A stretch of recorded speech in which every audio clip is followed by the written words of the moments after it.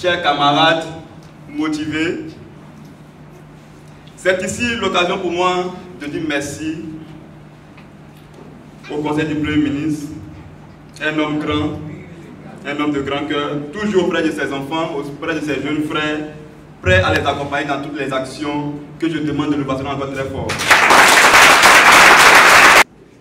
Nous avons à ce jour 7 universités fonctionnelles. Et il y a d'autres universités qui sont en cours de construction, telles que les universités de San Pedro et de Gondoukou. Et les procédures sont lancées aussi pour la construction de l'université d'Abengourou. Plus de 277 collèges et lycées de 2011 à 2019. Près de 3 millions d'emplois entre 2011 et 2019 et financé de nombreux projets pour les jeunes. Grâce au fonds d'appui aux femmes de Côte d'Ivoire, ce sont 215 000 femmes qui ont bénéficié des financements de leurs projets et 100 000 femmes qui ont reçu les financements des ministères compétents. Choisir le RHDP, c'est choisir le développement de notre pays. C'est choisir la paix, c'est choisir la paix.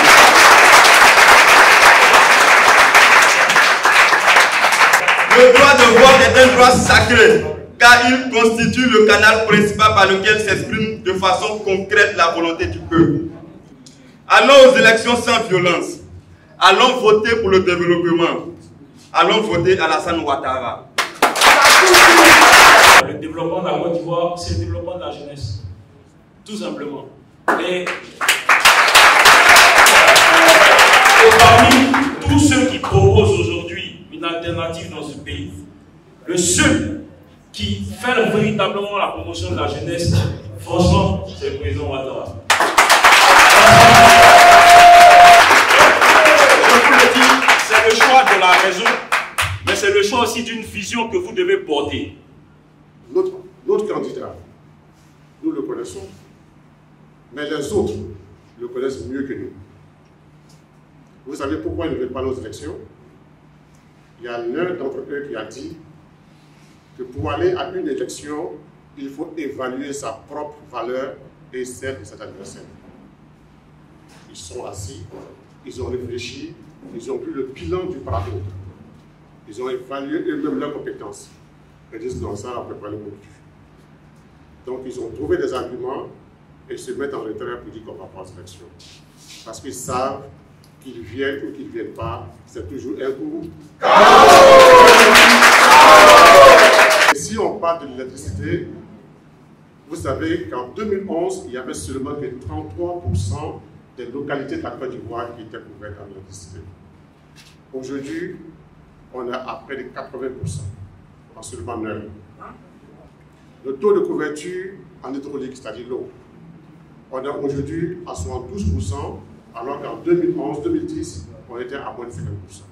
Au niveau de la santé encore, les hôpitaux, on ne peut pas compter. Il y a 3 hôpitaux généraux, un CHU, 623 établissements sanitaires, 233 établissements sanitaires de premier contact. La liste est longue. Quand on est en 2011, on n'avait que 3 universités. En 2020, on en a 7 et il y a 2 qui sont en construction. Donc San Pedro et Gondoukou. Quand je dis en construction, ce n'est pas en projet. Ça a déjà commencé et San Pedro est presque fini. Ça, c'est le FAFSI, en seulement 7 ans d'existence, le système de crédit a permis d'investir environ 25 milliards de francs CFA pour l'autonomisation des femmes à travers la Côte d'Ivoire. Qui dit mieux? Un coup. Un coup.